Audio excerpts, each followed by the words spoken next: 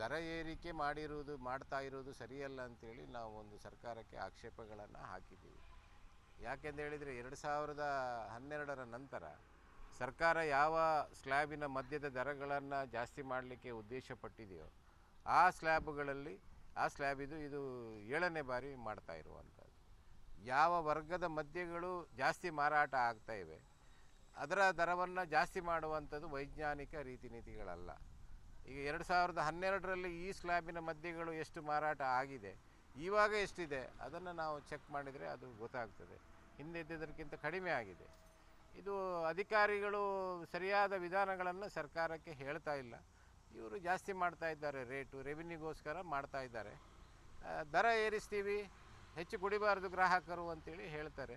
ಹಾಗಿದ್ರೆ ಟಾರ್ಗೆಟೇ ಕೊಡಬಾರ್ದು. ಇಷ್ಟು ಸಾವಿರ ಕೋಟಿ ನಾವು ವರಮಾನವನ್ನು ನಿರೀಕ್ಷಿಸ್ತಾ ಇದ್ದೀವಿ ಅನ್ನುವಂಥ ಒಂದು ಟಾರ್ಗೆಟನ್ನು ಕೊಡಲೇಬಾರದು ಅನ್ನುವಂಥದ್ದು ನಮ್ಮದು ವಾದ. ಸೊ ಆ್ಯಕ್ಚುಲಿ ದರವನ್ನು ಕಡಿಮೆ ಮಾಡಿದರೆ, ನಮ್ಮ ಸಲಹೆ ಏನಿತ್ತು ಸರ್ಕಾರಕ್ಕೆ, 16 ಸ್ಲ್ಯಾಬ್ ಇದ್ದದನ್ನು 12 ಮಾಡಿ. KP ಕೃಷ್ಣನ್ ಕಮಿಟಿಯವರಿಗೂ ಕೂಡ ನಾವು ಇದನ್ನೇ ರಿಕ್ವೆಸ್ಟ್ ಮಾಡಿದ್ದೇವೆ. 16 ಇದ್ದದನ್ನು 12 ಮಾಡಿ, ಹೆಚ್ಚುವರಿ ಅಬಕಾರಿ ಶುಲ್ಕವನ್ನು ಕಡಿಮೆ ಮಾಡಿ.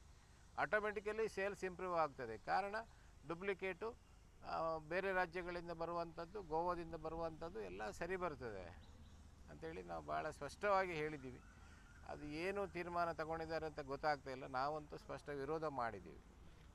ಗ್ಯಾರಂಟಿ ಯೋಜನೆಗಳ ಇರ್ಬೋದು ಇಟ್ಟಿದ್ದು ಅಂತ ಹೇಳಲಿಕ್ಕೆ ಬರಲ್ಲ. ಯಾಕಂದರೆ ಪ್ರತಿ ಹಂತದಲ್ಲೂ ಅಬಕಾರಿಯ ಮೇಲೆ ಶುಲ್ಕವನ್ನು ಜಾಸ್ತಿ ಮಾಡ್ತಾ ಇರುವುದು ಬಿಟ್ಟರೆ, ಯಾಕೆಂದರೆ ಸುಲಭದಲ್ಲಿ ಬರುವಂಥ ರೆವಿನ್ಯೂ ಅಲ್ಲ. 18ರಿಂದ 20% ಇದ್ದೀವಿ ನಾವು. ಸುಲಭದಲ್ಲಿ ಯಾವ ವಲಯದಿಂದ ಜಾಸ್ತಿ ರೆವಿನ್ಯೂ ಸರ್ಕಾರಕ್ಕೆ ಬರ್ತದೆ ಅಲ್ಲೇನಾದರೂ ಸರ್ಕಸ್ ಮಾಡಲಿಕ್ಕೆ ಆಗ್ತದ ಅಂತ ನೋಡ್ತಾರೆ. ಸೊ ಗ್ಯಾರಂಟಿ ಹೊಡೆತ ಇದ್ದರೂ ಇರಬಹುದು, ಅಲ್ಲ ಅಂತ ಹೇಳಲಿಕ್ಕೆ ಆಗುವುದಿಲ್ಲ. ಎಷ್ಟು ಸಲ ಆಯಿತು ಈ ಗೌರ್ಮೆಂಟ್ ಬಂದ ಮೇಲೆ? ಈ ಗೌರ್ಮೆಂಟ್ ಬಂದ ಮೇಲೆ IMLನಲ್ಲಿ 2 ಬಾರಿ ಆಯಿತು. ಇದರಲ್ಲಿ 4ನೇ ಬಾರಿ ಇದು ಬಿಯರಿಗೆ 4ನೇ ಬಾರಿ ಆಯಿತು.